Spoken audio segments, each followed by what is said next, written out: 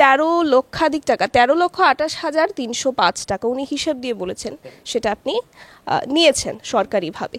আমাকে সরকারি ঘর দেওয়া হয়নি, আমার স্ত্রীর নামেই জায়গা, তার টাকায় এই বাড়ি তোলা হয়েছে।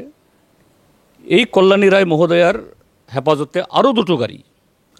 আগরতলা শহরে মাননীয় মুখ্যমন্ত্রী তার নিজ বাড়িতে থাকেন, কৃষিমন্ত্রী তিনি নিজ বাড়িতে থাকেন, এবং এই মহোদয়া তিনিও নিজ বাড়িতে থাকেন। তাদের বাড়িতে এরকম পুলিশ ব্যারাক হয়েছে শুনেছি, সত্য মিথ্যা জানি না। কৃষিমন্ত্রীর বাড়ির 3 তলা, এটাও নাকি এইভাবেই তার অফিস টফিস মানে জায়গা স্পেস তৈরি করার জন্য নাকি সরকারের টাকা, এবং তার উপরে আবার বাহারি বাগান। বামফ্রন্ট থাকার সময়তে সাকুল্যে এই বিধানসভার 7-8টা গাড়ি ছিল। এখন শুনছি বিধানসভার নিজস্ব টাকায় কেনা প্রায় 20টা মতো গাড়ি, তারপরেও নাকি আরও ভাড়া করা 5-6টা গাড়ি।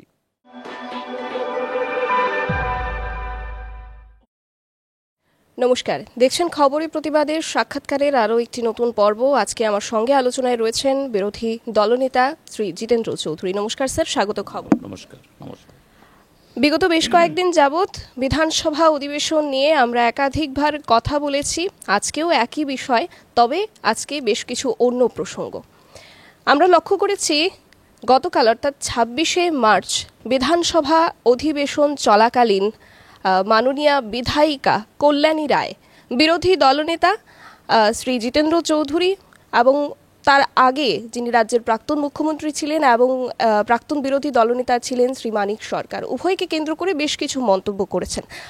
স্যার, প্রথমে আপনার সাথে যেহেতু আজকের আলোচনা, আপনার কাছে প্রথমেই যে প্রশ্নটা থাকবে যে উনি যে অভিযোগগুলো করেছেন, আপনি অবশ্যই সেগুলো শুনেছেন, আলাদা করে আমি উল্লেখ করছি না। একটা বিষয় উল্লেখ করছি যে উনি একটা অভিযোগ করেছেন যে আপনি আপনার যে রেসিডেন্সি রয়েছে, আপনার বাড়িতে রিনোভেশনের কাজ করানোর জন্য 13,00,000 টাকা, 13,28,305 টাকা উনি হিসাব দিয়ে বলেছেন, সেটা আপনি নিয়েছেন সরকারিভাবে। এছাড়াও বেশ কিছু অভিযোগ করেছেন উনি। কি প্রতিক্রিয়া দেবেন এই অভিযোগগুলোর পরিপ্রেক্ষিতে? আমি প্রথমত বলবো, এই যে একটা আমাদের ত্রিপুরা বিধানসভার এই আইন আছে, সে আইনটার নাম হলো the salaries, allowances, pensions and other benefits of the ministers, speaker, deputy speaker, leader of opposition, government chief whip and members of the legislative assembly, Tripura act 2008।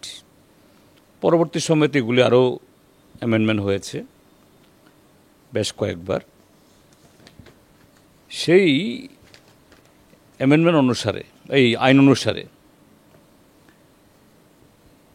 কি বলা আছে, তার 13 নম্বর ধারাতে, a leader of the opposition and government chief whip, মানে যে ভদ্র মহিলা এই অভিযোগটা করেছেন, shall be entitled to secretarial and other facilities as provided to a minister. মিনিস্টাররা যে ধরনের সুযোগ সুবিধাগুলো ভোগ করেন, হুবহু তারা সেরকম সুযোগ সুবিধা ভোগের অধিকারী যতদিন তারা এই পদে থাকবেন। আমি সবটা পড়ছি না,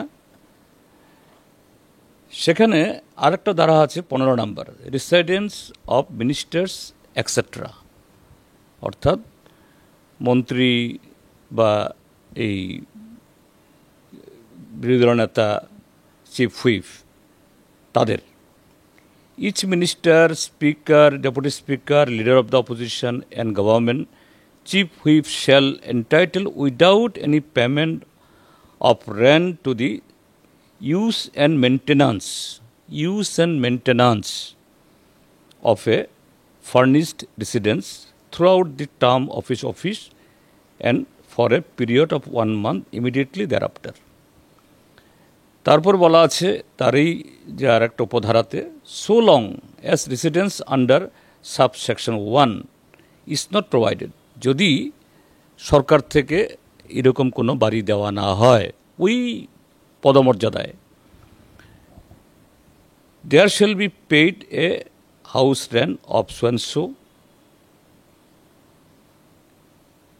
to a minister, speaker, deputy speaker, leader opposition and government chief whip. অর্থাৎ যদি কোনো সরকারি ঘর না দেওয়া হয়, আমাকে সরকারি ঘর দেওয়া হয়নি এবং আমি বলেছি আমার সরকারি ঘর লাগবে না, কারণ তাহলে আরেকটা এরকম বড় বাড়ি দিতে হবে আমাকে। আমার যে বাড়িটা এখানে আমি থাকব এবং আমার দরকার শুধু বিরোধী দল নেতা হয়েছি, জনগণ আসবে সকাল বিকাল দুপুর, তাদের বসার জন্য বিরোধী দল নেতা হিসাবে এই যে আগে বলেছে মিনিস্টারদের মতো তাদের সেক্রেটারিয়াল অর্থাৎ এরকম মিটিং করা, আপ্যায়ন করা, তার জন্য আর পদাধিকার বলে আমার নিরাপত্তার জন্য সেখানে হাউস গার্ড 5 জনের তাদের থাকার জায়গা করতে হবে।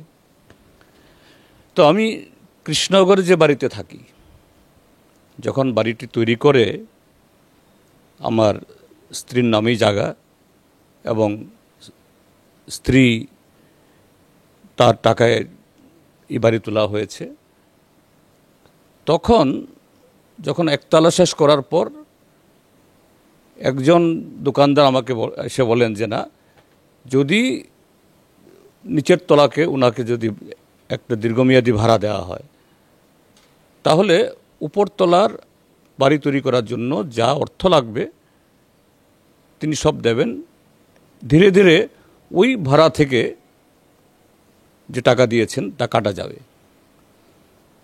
তো আমরা ভাবলাম এটা মন্দ না। আগরতলা শহরে এই গ্রাউন্ড ফ্লোরের চাইতে উপরতলা মশার কারণে এবং রাস্তার পাশে সারাদিন রিক্সা গাড়ি চলাচল করে নিরাপত্তা এবং এই যে ইয়েতে কী বলে ধুলা বালি মশা মাছি এর থেকে ভালো হবে। তো এরকম দীর্ঘমেয়াদী তার কাছ থেকে কিছু অর্থ এবং আরও কিছু লোন নিয়ে আমরা করেছি। আমরা উপরতলায় থাকি, নিচের তলায় ভাড়া। যখন এই অপোজিশন লিডার অ্যাপয়েন্টেড হলাম, একদিন হঠাৎ করে পুলিশ হেডকোয়ার্টার থেকে এক গাড়ি পুলিশ আসলো, আপনার নিরাপত্তার জন্য পাঠানো হয়েছে। আমি তো কোথায় রাখবো? আর এরকম 5-6 জন যদি আলাদা লোক আসে, তাদের পায়খানা, প্রস্রাব, স্নান, রান্না বান্না করতে হবে। এত বড় জায়গা তো আমার নেই যে আর একটা জায়গা দিয়ে দেব, সরকার সেখানে ঘর তুলবেন। সাধারণত যা করে হোম ডিপার্টমেন্ট তার নিজের টাকাতেই, কিন্তু থাকতে হবে। এরা বলছে স্যার আমরা তো অর্ডার হয়েছে, কিন্তু ওরা কি রাস্তায় থাকবে না বারান্দায় বসে থাকবে? তখন আমরা পারিবারিকভাবে পরামর্শ করে দোকানদারকে প্রিমেচিউরলি আমরা ছাড়িয়ে দিই যে দেখুন, যে নিরাপত্তার প্রশ্নেও এবং লোকজনের সাথে কথা বলার জন্য আমার জায়গা দরকার। আপনার টাকা আমরা এখন মিটিয়ে দেব, যেগুলো এখন সুদ হয়নি, আপনি ছেড়ে দিন। এবং এই যে দোকানটা ছাড়িয়ে আমরা এটাকে 2 ভাগ করে, এক ভাগে আমার residential office as I am entitle. একজন লিডার অপোজিশন হিসাবে আমার এটা আইনগতভাবে এই আইনে প্রাপ্য অধিকারী, আর নিরাপত্তা কর্মীদের জন্য এটা ব্যবহার করব। তো আইন অনুযায়ী সরকার এটা করতে বাধ্য। তারাই এসে পিডব্লিউডি এস্টিমেট করেছে কত টাকা লাগবে, তারপর ইলেকট্রিসিটি নতুন করে রিওয়ারিং করতে হবে, তারাই খরচ করেছে। এখানে 1 টাকা নগদও আমার কাছে দেয়নি, দেওয়ার প্রশ্ন ওঠে না। তারাই লোক এঙ্গেজ করেছে, তারাই খরচ করেছে, তারাই দিয়ে এই জায়গাতে উপরতলায় যে আমি থাকি, একটা রঙের প্রলেপ সেখানে দেওয়া হয়নি। আমি বলছি মিনিমাম ন্যূনতম কম খরচ করে, যতটুকু খরচ না করলেই না হয়, তার বাইরে যাতে একটি নয়া পয়সা অতিরিক্ত খরচ না হয়। আমার যে বাউন্ডারি ওয়াল আছে, এই নতুন বাউন্ডারি ওয়ালে যেন একটা নতুন করে যাতে ইট না লাগা হয়। শুধু এই ভেতরটা আর রুমটা ভাগ করে একটা বাথরুম, একটা রান্নার জায়গা, টয়লেট, এটা করে এটা করা, এর বেশি করবেন না। তাই করেছে। কত টাকা খরচ হয়েছে তো আমার জানার কথা না। যাই হোক, এখন জানলাম আজকে খরচ হয়েছে, তারা বিল করেছে ইলেকট্রিসিটি সহ। তো আমি বলবো যে মাননীয় এই অভিযোগটা তুললেন, যদি আমি এন্টাইটেল না হই, আমি যদি অধিকারী না হই, কেন তাহলে তারা মঞ্জুরি দিলেন? আর আমার হাতে তো টাকা দেননি, আমি তো খরচ করিনি, আমি তো কন্ট্রাক্টর লাগাইনি। তার সাথে আমি জিজ্ঞেস করব, আগরতলা শহরে মাননীয় মুখ্যমন্ত্রী তার নিজ বাড়িতে থাকেন, কৃষিমন্ত্রী তিনি নিজ বাড়িতে থাকেন, এবং এই মহোদয়া তিনিও নিজ বাড়িতে থাকেন। তাদের বাড়িতে এরকম পুলিশ ব্যারাক হয়েছে শুনেছি, সত্য মিথ্যা জানি না। কৃষিমন্ত্রীর বাড়ির 3 তলা, এটাও নাকি এইভাবেই তার অফিস টফিস মানে জায়গা স্পেস তৈরি করার জন্য নাকি সরকারের টাকায়, এবং তার উপরে আবার বাহারি বাগান রং বেরঙের করেছে। এটা মানুষ বলা বলি করে। তা আমি জিজ্ঞেস করব যে আমার হিসাবটা দিয়েছেন খুব ভালো, ত্রিপুরার জনগণ জেনেছেন বিরোধী দল নেতার নিরাপত্তা রক্ষীদের থাকার জন্য ব্যারাক, সেন্ট্রি গার্ড, এই সেন্ট্রিদের এই কী বলে, এটা কী বলে, পোস্ট, তারপরে ইলেকট্রিসিটি, পানীয় জল, তারপর ল্যাট্রিন বাথরুম করার জন্য এই টাকা খরচ হয়েছে। আমার জানা ছিল না, আমি জেনে ধন্যবাদ মাননীয়া কল্যাণী রায় মহোদয়াকে। এখন তিনি কি জানাবেন তার বাড়ির বাউন্ডারি ওয়াল, তার বাড়িতে আরও নানাভাবে শ্রীবৃদ্ধি করা, এবং অন্যান্য যারা ডিগনিটারি এরকম করেছেন তার জন্য কত খরচ হয়েছে। আমার মনে হয় একসাথে মানুষ জেনে গেলে ভালো হবে।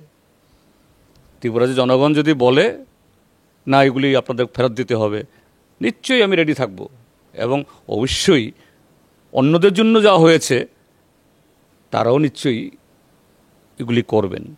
কাজে এইভাবে কাদা ছড়ে বিধানসভাতে তারা যে অপরাধ করছেন ত্রিপুরার যে জনগণের কণ্ঠস্বর রোধ করার জন্য, সিপিএমের কণ্ঠস্বর না, জনগণের কণ্ঠস্বর, এটা তো এক ধরনের নোংরামি। যুদ্ধ হয় রাজায় রাজায়, সামনাসামনি যুদ্ধ হয়, ভীরপুর যুদ্ধ করে ওই মাথা এবং বুককে লক্ষ্য রাখে, আর যারা কাপুরুষ তারা পেছন থেকে এবং পায়ে বা এই মানে অদৃশ্যভাবে আক্রমণ করে। এটা তো ঠিকটাই, কাপুরুষতা, অন্যায়, যারা অজস্র অন্যায় করতে করতে যারা আর রাস্তা দেখছে না, এখন পেছন থেকে কাপুরুষের মতো এই সমস্ত কুৎসা রটিয়ে ভুল তথ্য দিয়ে মানুষকে এই কী বলে বিভ্রান্ত করছে। উনি আরও একটা অভিযোগ করেছেন গাড়ি প্রসঙ্গে, যে প্রাক্তন বিরোধী দলনেতা যিনি ছিলেন অনিমেষ দেববর্মা, উনি যখন বিরোধী দলনেতার পদে ছিলেন, শাসক শিবিরের সাথে শরিক হওয়ার ঠিক আগে, তখন ওনাকে যে গাড়িটি দেওয়া হয়েছিল, পরবর্তী সময় উনি যখন শাসক শিবিরের সাথে মিশে যান এবং মন্ত্রিত্ব পান, তখন সেই সময় বিরোধী দলনেতার জায়গাটা যে সময়টা শূন্য ছিল, ঠিক সেই সময়ে বিধায়িকা কল্যাণী রায়ের গাড়িটা কোনো একটা দুর্ঘটনার কবলে পড়ায়। সেই সময় ওনার গাড়ির মেরামতি চলছিল, এবং বিরোধী দলনেতার যে গাড়িটি উনি ব্যবহার করতেন সেটি নাকি অধ্যক্ষ মহোদয় মাননীয় বিধায়িকাকে তখন দিয়েছিলেন, এবং সেই গাড়িটি পরবর্তী সময় যখন আপনি বিরোধী দলনেতার পজিশনে আসেন, তখন আপনাকে যখন সেই গাড়িটি ড্রাইভার সমেত পাঠানো হয়, তখন নাকি আপনি সেই ড্রাইভারের সাথে দুর্ব্যবহার করেছেন। কি বলবেন? মাননীয়া কল্যাণী সাহারাই মহোদয়া মহিলা, মায়ের জাত, মায়ের জাতি, কাজেই তাদের সম্পর্কে শত ভুল করলেও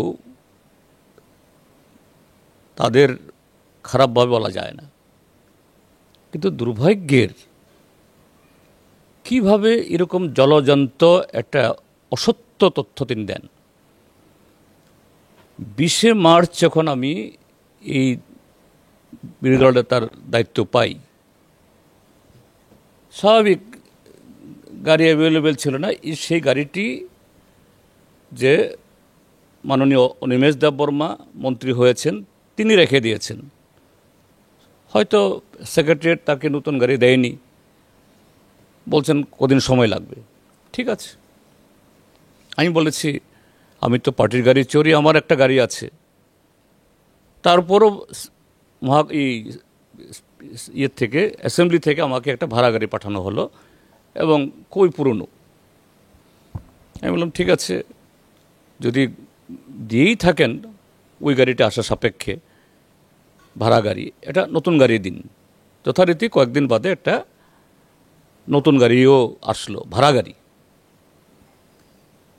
কারণ ওই গাড়ি তো আসবে। এরপর দিন 11 কি 12 দিন বাদে গাড়িটা আসলো। আমি তখন এই বিধানসভাতে না, অফিসে, আমার ব্যক্তিগত সচিব ফোন করলেন, স্যার গাড়িটা আসছে।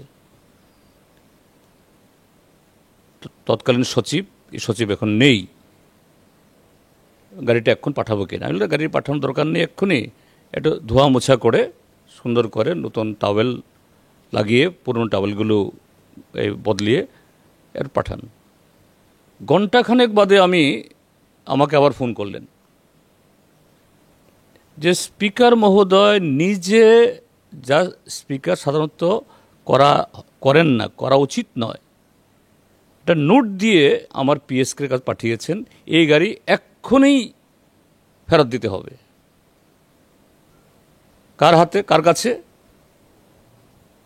মুখ্য সচিবের, এই মুখ্য সচেতক মহোদয়ার অফিসে।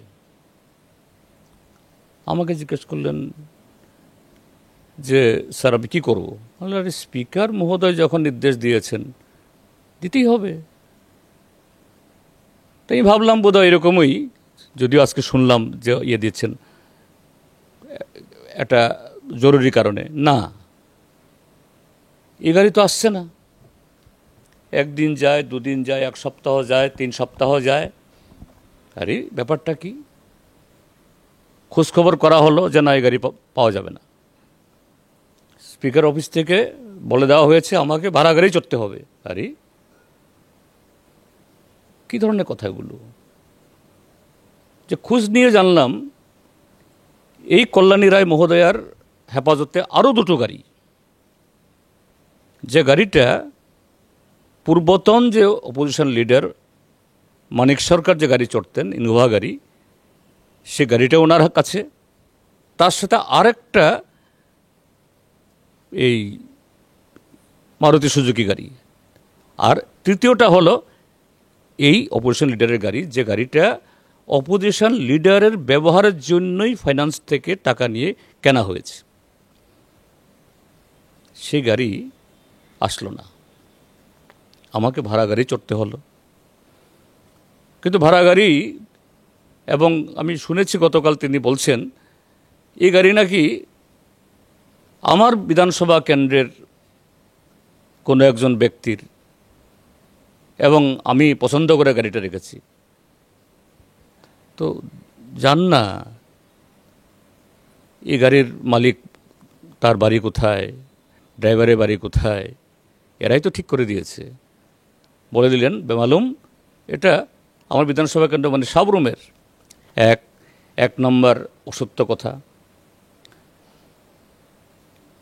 তারপর এই গাড়ির কদিন বাদে বাদেই কমপ্লেন করছে, স্যার আমি গাড়ি দিতে পারবো না। কেন? বলছে আমি ভাড়া পাই না। 2 মাস, 3 মাস, 4 মাস আমি কি করে, যদি বিধানসভা আমাকে পয়সা না দেয়, আমি কি করে তেল কিনবো, ডিজেল কিনবো, ড্রাইভারের ভাড়া দেব, এই বেতন দেব, তারপর আমাকে কিস্তি দিতে হবে, লোন করে আমি গাড়ি কিনেছি।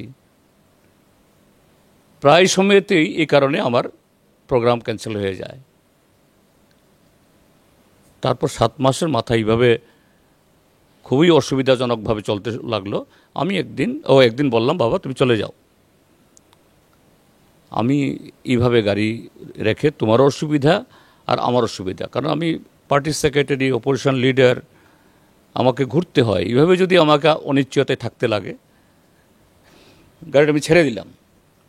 এবং মাননীয় স্পিকারকে আমি বললাম, স্পিকার মহোদয়, আপনি তো গাড়ি নিয়ে গেলেন, অপোজিশন লিডারের গাড়ি দিয়ে দিলেন চিফ হুইপকে, আপনাকে বললেই আপনি বলেন যে না, এই তো আপনাকে নতুন গাড়ি দিচ্ছি, চিন্তা করবেন না, আপনি কোন মডেলের গাড়ি চান। আমি বললাম, আমি বারবার বলি, আমার কোনো মডেল, মানে কোনো পার্টিকুলার মডেল আমি চাই না, যেটা এই পদে যে ধরনের গাড়ি এন্টাইটেল এটাই দিন। এই তো দিচ্ছি, ফাইন্যান্সে গেছে। এবং তোমাকে বলি, আমাকে একদিন তিনি তার চেম্বার থেকে বলালেনও, আপনি একটু কাইন্ডলি ইয়াকে বলুন, ফাইন্যান্স মিনিস্টার প্রণজিৎ সিংহ রায় মহোদয়কে বলুন যাতে আপনার গাড়ির ফাইলটা ছেড়ে দেয়। হ্যাঁ, তিনি দিয়ে পাঠিয়েছেন। আমি বললামও, ওনার চাপে পড়ে বা ওনার অনুরোধে। তো উনি বলছে, হ্যাঁ দেখব। এবং ফাইন্যান্স মিনিস্টার সঙ্গতভাবেই একটা কথা বলেছেন, আরে অপোজিশন লিডার তো গাড়ি আছে, একটা গাড়ি তো দেওয়া হয়েছে, এটা বেশি দিন হয়নি, বছরখানেক হয়েছে, কি হলো এটার? আমি বললাম, তো গাড়ির তো আমার হাতে নেই, স্পিকার মহোদয় দিয়ে দিয়েছেন অন্যজনকে, এখন তো অপোজিশন গাড়ি নেই। তিনি আর কথা বললেন না তার সামনেই। তারপর এই যে 7 মাস পর যখন গাড়িটা চলে গেল, আবার কোনো গাড়ি নেই, আমার বসে থাকতে হচ্ছে, পার্টিরও বিশাল প্রোগ্রাম, আমাদের গাড়ি কুলোচ্ছে না। আমি স্পিকার মহোদয়কে বললাম, একটা ব্যবস্থা করুন। তিনি তখন একেবারে খুবই দয়া পরবশ হয়ে গেলেন, আরে এটা তো সাংবিধানিক সংকট হয়ে গেল, বিরোধী দল নেতার গাড়ি নেই, গাড়ি ছাড়া তিনি ঘরে বসে আছেন। না, এটা হয় না, আমি এনে দিচ্ছি। ও তার আগে একটা কথা বলেনি, এই গাড়িটা যখন নিয়ে এনে এই কল্যাণী রায় মহোদয়া, আমি তখন বলেছি, ঠিক আছে, ভদ্রমহিলা গাড়িটা পছন্দ করেছেন, তিনি চেয়ে নিয়ে গেছেন, আপনি দিতে বাধ্য হয়েছেন, নিশ্চয়ই আপনার কিছু বাধ্যবাধকতা আছে, তার হাতে আরও 2টো গাড়ি থাকা সত্ত্বেও প্লিজ ওই গাড়িটা আপনি ওনার কাছ থেকে তুলে আনবেন না, কারণ এটা একটা পদমর্যাদার প্রশ্ন। বিরোধী দল নেতা মিন্স বিধানসভার জন্য next to the leader of the house, speaker, then leader of the house, then the opposition leader. যে মুখ্য সচেতকের চড়া গাড়ি দেবেন না। যাই হোক, তিনি সেই গাড়িটাই রিকুয়েশন দিলেন, অর্থাৎ কল্যাণী রায় মহোদয়ের কাছ থেকে গাড়িটা আনালেন অনেক কষ্ট করে। সেদিন আমি সাবরুম যাচ্ছি কদিনের জন্য, বাড়ির থেকে রওনা হচ্ছি দুপুরবেলা। আমি যখন গাড়ি স্টার্ট করেছে, সেই গাড়িটা আসলো আমার এখানে, স্যার আমাকে পাঠিয়েছে বিধানসভা থেকে। আমি তো অলরেডি গাড়িতে উঠে গেছি, ঠিক আছে, আজকে তো লাগছে না, আমি তো আমার গাড়ির তেল নিয়ে, পার্টির গাড়ি, আমি 2-3 দিন বাদে ফিরে আসলে তখন দেখা করো, তখন আসবে। তো এই যে কথাগুলি বললেন, আমি বললাম, এটা মায়ের জাতি, মাতৃজাতি কি করে এরকম ডাহা অসত্য কথা বলতে পারেন? কিন্তু এই গাড়িটা আসলো না, তিনি আবার নিয়ে গেছেন। এই ভদ্রমহিলা দেখা গেল এই গাড়িটা রিপোর্ট করতে পারলো না আমার কাছে। এই 3 দিন বাদে এসে জানা গেল এই গাড়িটা আবার তিনি নিয়ে গেছেন, তার 2টো গাড়ি থাকা সত্ত্বেও আবার গাড়িটা নিয়ে গেছেন। স্পিকার অফিস বললেন যে না, আজকেই দিয়ে দেব, আজকেই আসছে। আমার গাড়ি নেই, একদিন কোথায় জানি যাব, বলছেন না তিনি গাড়ি ছাড়বেন না। আর আজকে কথাগুলি বলছেন, কাকে দোষারোপ করছেন? যে আজকে বিধানসভাতে শত অন্যায় করার পর, জনগণের কণ্ঠস্বরোধ করার পর, শত শত মানুষের চোখের সামনে, সাংবাদিকদের সামনে এখন লাইভ সমস্ত স্ট্রিমিং হয়, লুকাতে পারছে না। এখন কাপুরুষের মতো ওই পেছন থেকে এইভাবে এই কুৎসা রটিয়ে আঘাত করে নিজেদের পাপ ডাকতে চাইছেন। এই হলো এই ঘটনার পেছনে, এরকম একটা গল্প সাজানোর পেছনে মূল কারণ।